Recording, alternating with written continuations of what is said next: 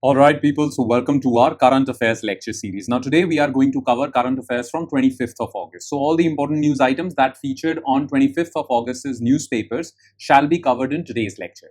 Now we will cover the entire day's current affairs within 30 minutes. It's just 30 minutes of your day's time, but you'll get a hold over current affairs, and getting a hold over current affairs is extremely critical for your UPSC examination. So make this lecture series a part of your daily routine. It would only require 30 minutes of your time. Right? And please do not forget to spend another 15 minutes revising this lecture from the notes. Why? Well, notes are extremely important because whatever you have heard in this lecture, well, will get solidified in your memory only after reading it from the notes. These notes do help you solidifying these current affairs in your memory, and you will be able to retain them at least till your exams. So do not forget to spend another 15 minutes revising this lecture from the notes. All right? Okay then. Let's begin today's discussion without further ado, without further delay. Let's begin. So, Daily Current Affairs, 25th of August 2026. And here are the topics.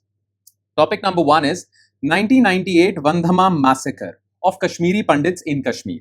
The reason why we are discussing this is because recently Jammu and Kashmir's Special Investigation Team has reopened this case.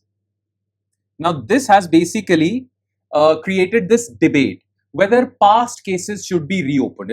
It's been almost 28 years and now this case is being reopened. So whether we should reopen past cases, very old cases, or we should move on. This is the debate. Okay. Then topic number 2 is India's campaign for seat in United Nations Security Council.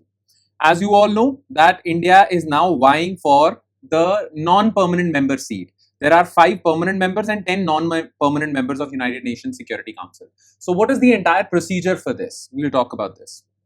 Okay. Then, well, recently ChatGPT has announced, knowing that it is ChatGPT or social media can be bad for children, well, ChatGPT has announced its own version for teenagers. So what is this and what are the problems associated with it? We'll talk about this. And in the end, we'll talk about right to wear hijab, because recently a high court gave a judgment on this. Okay, so we'll talk about the constitutional articles associated with this right, religious freedom rights. Okay, so these are the 4 news items that we shall zero in our attention on. So let's start discussing them one by one. Starting with topic number 1, and that is 1998 Wandhama Massacre. Okay, so you all know that right from 1987-88, insurgency in Jammu and Kashmir, Pakistan-backed insurgency in Jammu and Kashmir was rampant. And it stayed in that state for like a decade or so. Okay, some people say it continued even further, but 1990s was the time when insurgency was pretty rampant in Jammu and Kashmir.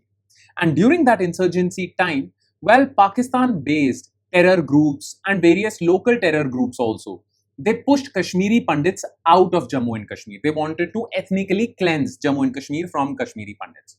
Now, to do that, to instill fear in the minds of Kashmiri Pandits so that they leave on their own, well, many massacres were committed. Clear? Now some stability, some normalcy has arrived in Kashmir, and now the Jammu and Kashmir Special Investigation Team, the J&K Police's Special Investigation Team, has decided to reopen these massacre cases. These cases couldn't be solved because of the insurgency during that time. But now because of some stability, well, Jammu and Kashmir Police is reopening these cases. Okay, that happened during 1990s. Now the debate is whether we should move on from this turbulent past or we should catch the perpetrators and give compensation to victims if there are any survivors, right? Should we reopen old wounds? That's the debate, okay? And we will talk about the legal position on that, what the Supreme Court has said, what our various laws say about this, reopening very old cases. Let's talk about this, okay? So 1998 Wandhama Massacre, okay? So J&K State Investigation Agency reopened the investigation into this Wandhama massacre where 23 Kashmiri Pandits, including 4 children and 9 women, were killed by terrorists in Gandarbal district. Okay, this decision follows a systematic institutional push initiated in 2023 by SIA, Special State Investigation Agency, to re-examine long pending or closed, untraced cold cases where evidence is very scarce, involving the targeted killings of Kashmiri Pandits during the peak of militancy. Now, let me give you a brief overview of the timeline. Okay, you should know this, the chronology of Wandhama Massacre, and there were various massacres along. Wandhama was just one of them.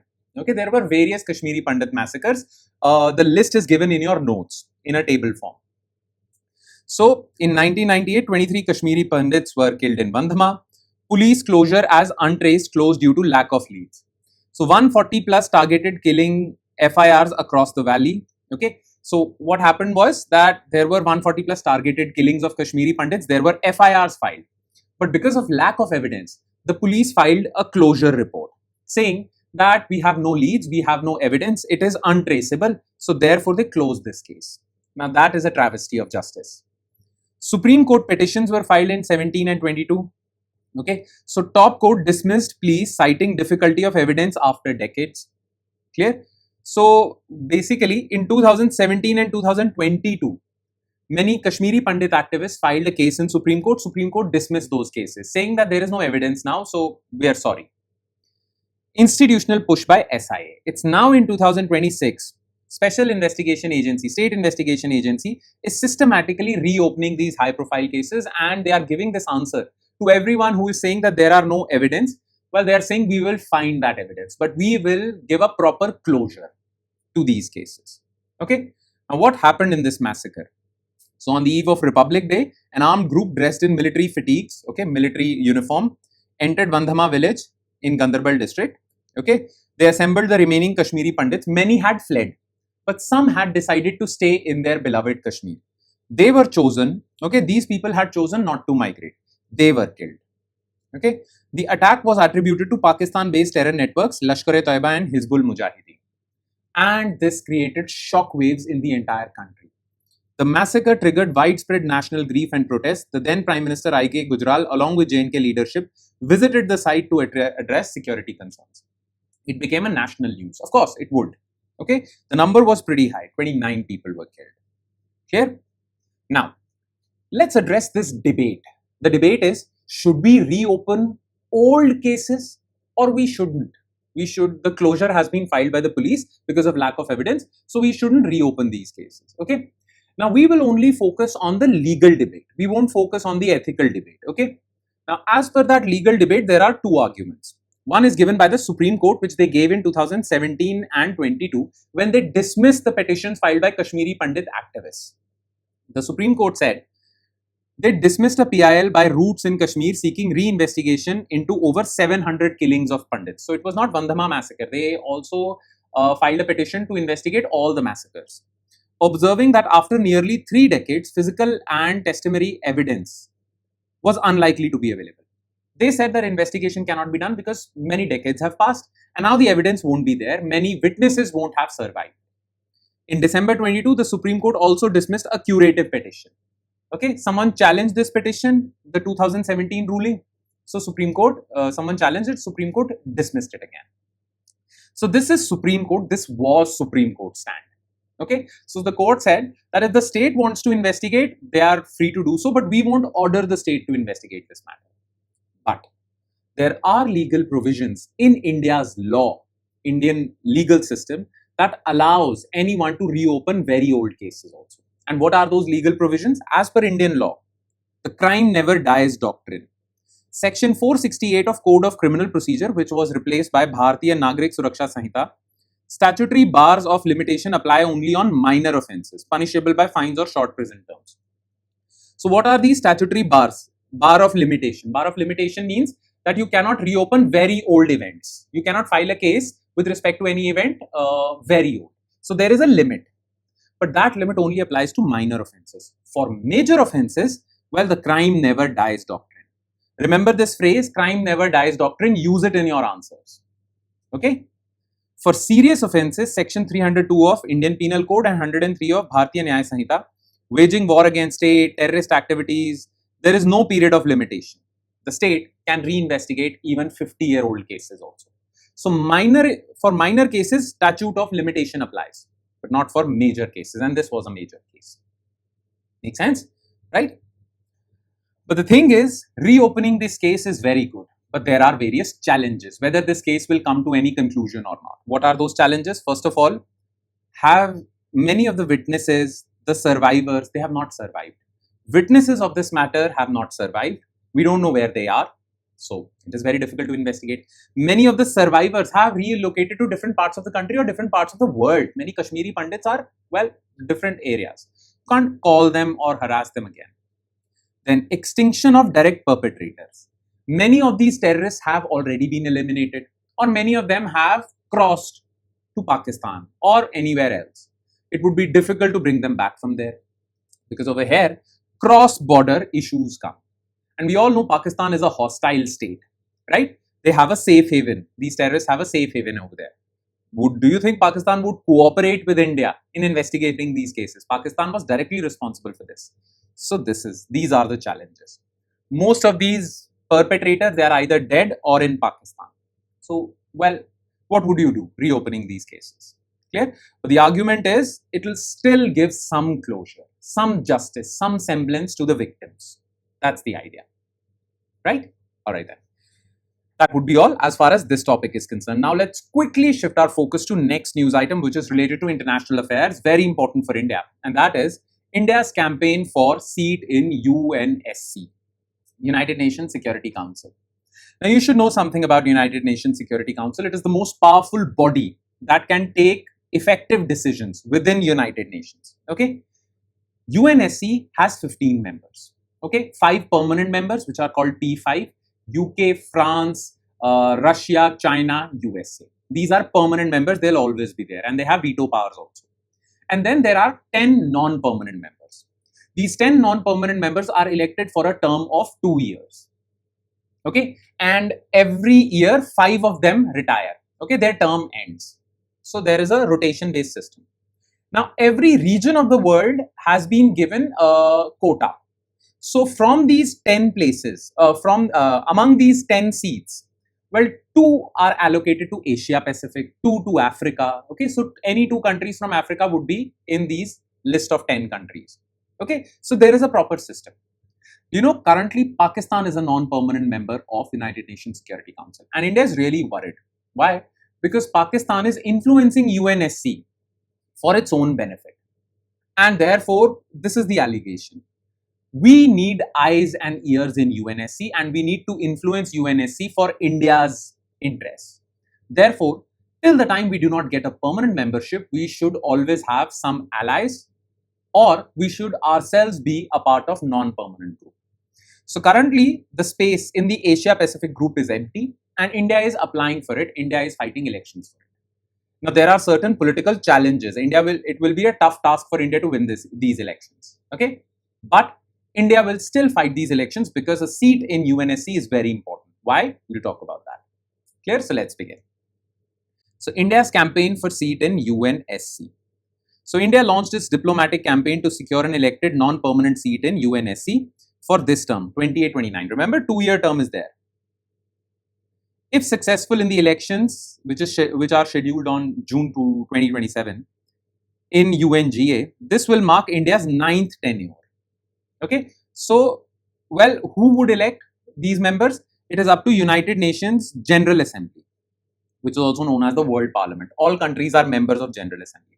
They would elect. Okay, so India is basically trying to convince other countries to vote for India. This is a campaign, proper campaign. Okay, and India would be chosen from Asia Pacific, and India's fight is with Tajikistan. Sorry. The lone competing candidate for the single vacant seat allocated to Asia is Tajik. Yes, India is fighting Tajikistan because Tajikistan, also Asia Pacific, is fighting for this spot. Clear?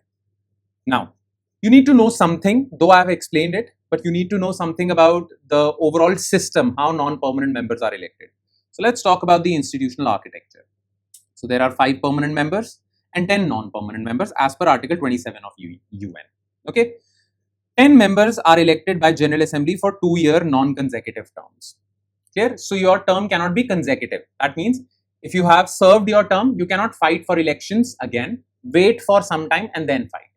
You cannot have 4 years in succession, right? Now, to win elections, you need 2/3 majority in UNGA. 2/3 majority. So there are 193 members. You need 2/3. That's quite a lot. And yes, there is a rotation system also that is followed. The Asia Pacific group holds 2 non-permanent seats. Currently, Pakistan and Kyrgyzstan are serving this block. Now, earlier, Bahrain was there. Their term is expiring, and this seat emptied by Bahrain would be taken up by India if India wins the elections. Clear? So this is the system. But though India has a lot of diplomatic weight, it is still very difficult for India to win these elections. And for that, you need to understand the geopolitical environment. Okay, so what is that environment? UN electoral politics. Well, there are enemy countries who basically run campaigns so that, well, their enemy doesn't win. It happened with Germany. Okay, so Germany was being chosen from Europe, but Spain, Portugal, they ran a diplomatic campaign and somehow Germany lost. So there are enemy countries also. Similarly, Kyrgyzstan and Philippines were fighting. But Kyrgyzstan got support from the Islamic Bloc, Organization for Islamic Countries, and they supported Kyrgyzstan's candidature and Philippines lost. Similarly, there was a Kazakhstan precedent also where India diplomatically convinced Kazakhstan and India won. So, well, there is a lot of politics. That's the bottom line that you need to know. Clear? Now, this is not important. This history is also not important. No one would ask you questions from this. But question in the mains examination can be asked, why a seat in UNSC matters for India in the current context. Okay, so why it matters for India? Number one, shaping global security norms and counter-terrorism. UN, for any UN policy on terrorism, security related things, well, India needs to provide its input so that the policy that comes out also takes into account Indian interests. So India needs a seat over here. Then India wants to become a global leader, champion of global south. So the security interests of the developing countries, global south, well, India would say that we represent them. Okay, building irreversible momentum for permanent membership. Well, India is also running diplomatic campaigns for reforms in UNSC to increase the number of permanent member seats, and India should become a permanent member. So having a non-permanent member seat increases India's credentials for this. Clear? Now, there are various groupings in the world who are asking for permanent member reforms. So there are G4 nations, India, Brazil, Germany, Japan. They are mutually supporting each other for their candidature into permanent members. So all four of them are saying all four of us should be included in permanent member list. Okay.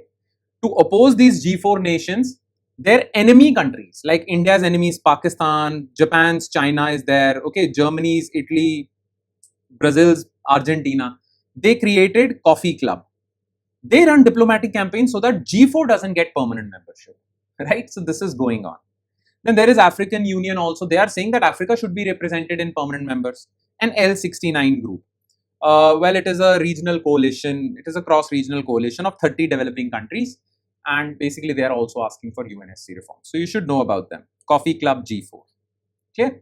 And what should be India's way forward? Well, it is given in your notes. Very simple to understand. A way forward is given during the conclusion of your mains answer. So these are some important points that you can add to your conclusion. So do check them out as well.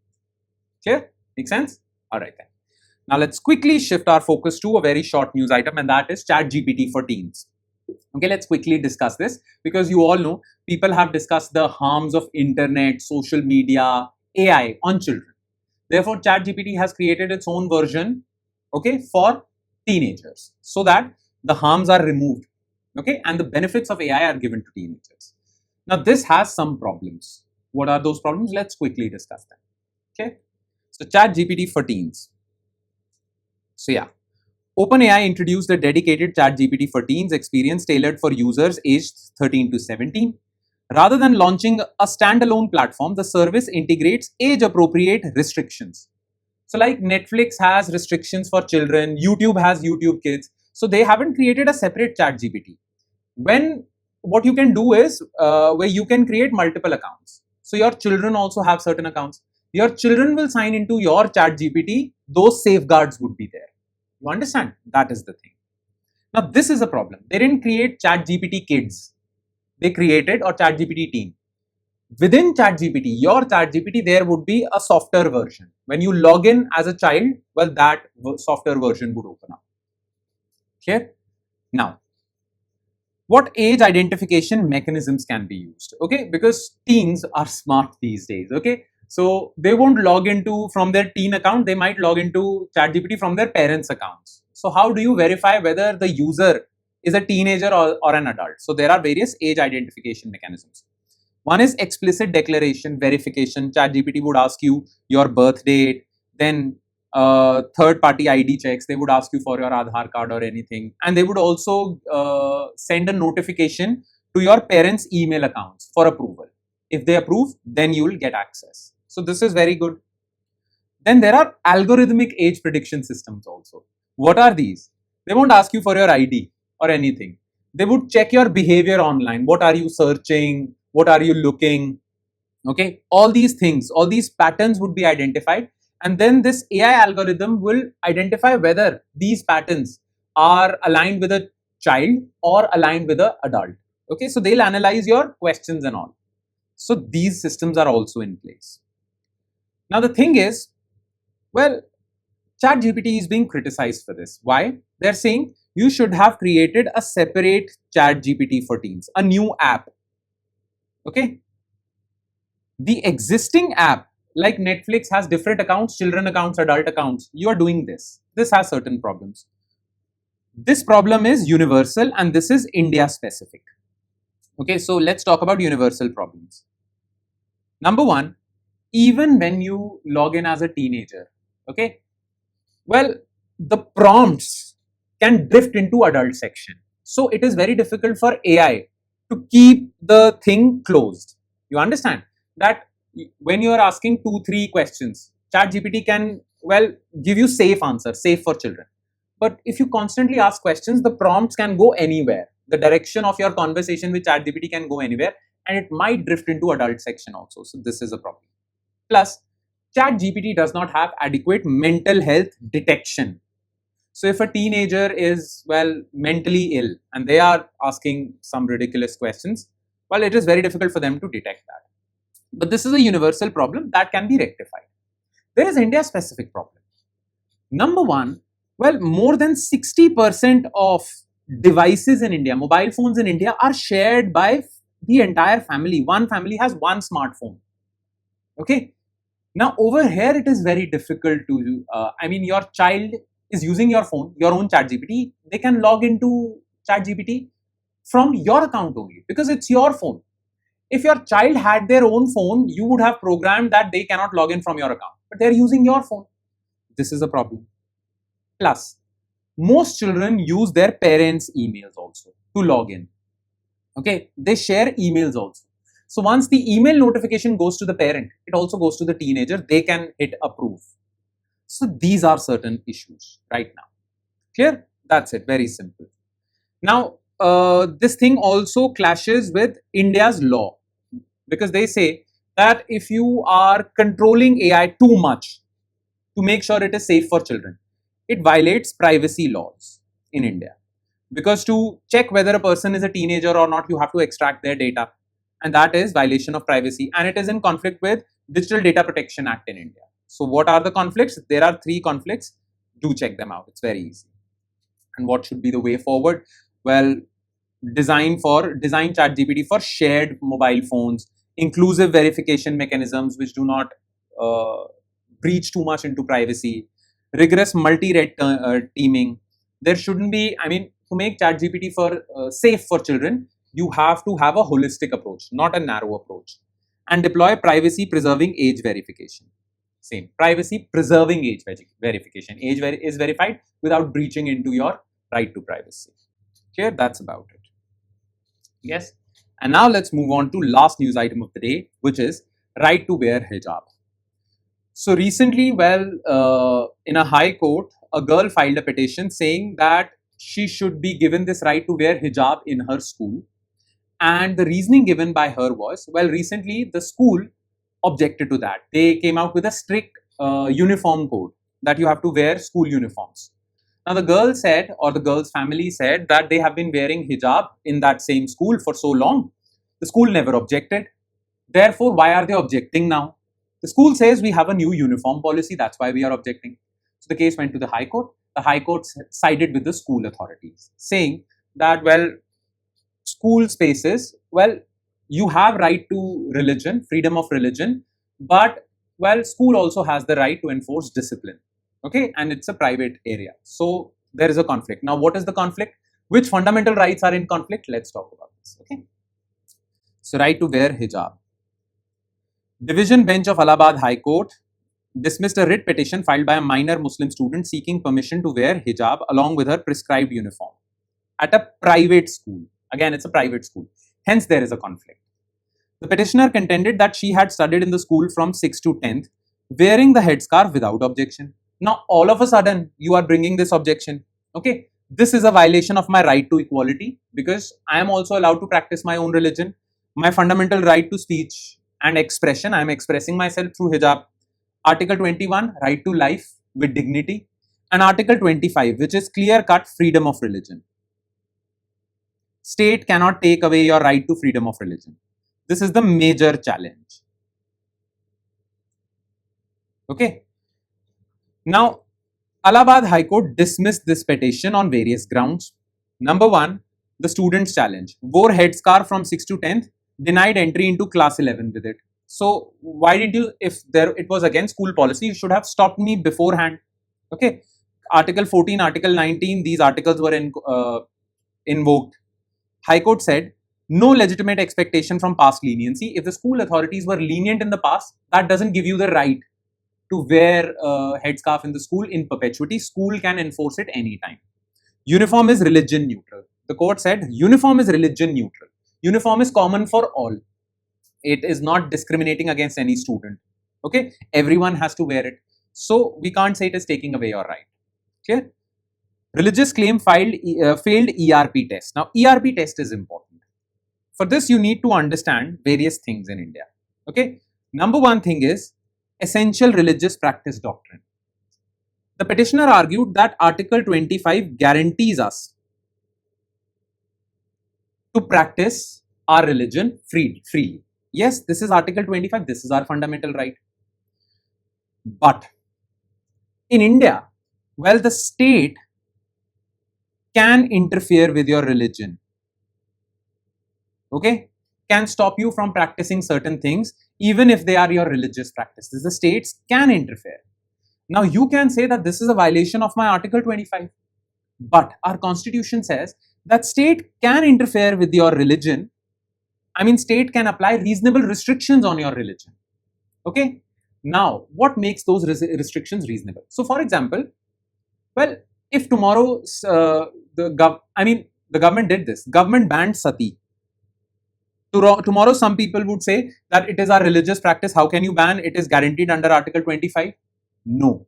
The state can take away or restrict your religious practices in other interests. Okay, so sati is bad, immoral.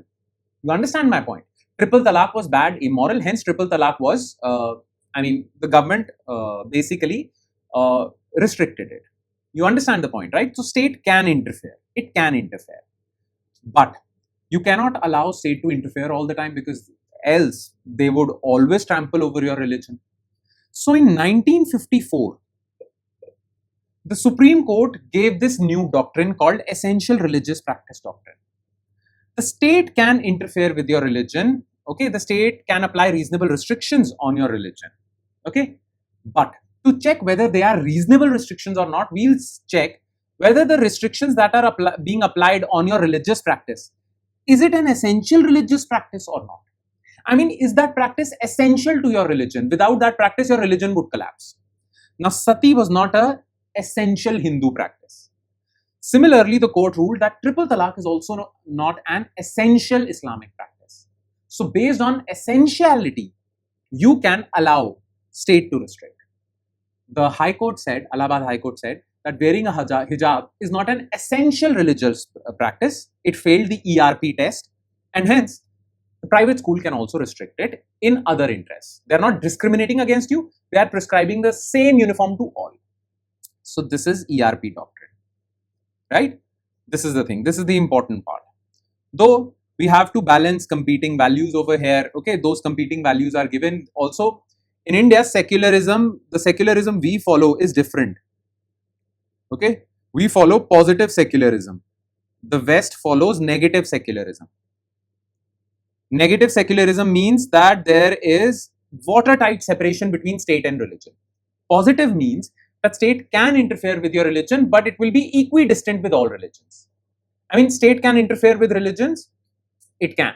but it won't discriminate one religion against the other. For the state, all religions are equal. This is positive. India follows this. Based on that, this ruling appears okay.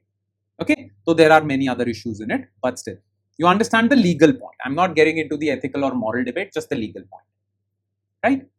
And that would be all. So with that, we conclude today's session. So thank you so much for watching, everyone, and I'm sure it has added value to your preparation. Now, it will add more value if you are consistent and regular with this lecture series and you revise this lecture from the notes provided by us. So in the hope that you will precisely do that, I shall take your leave with the promise of seeing you again with another set of news items. Thank you, everyone.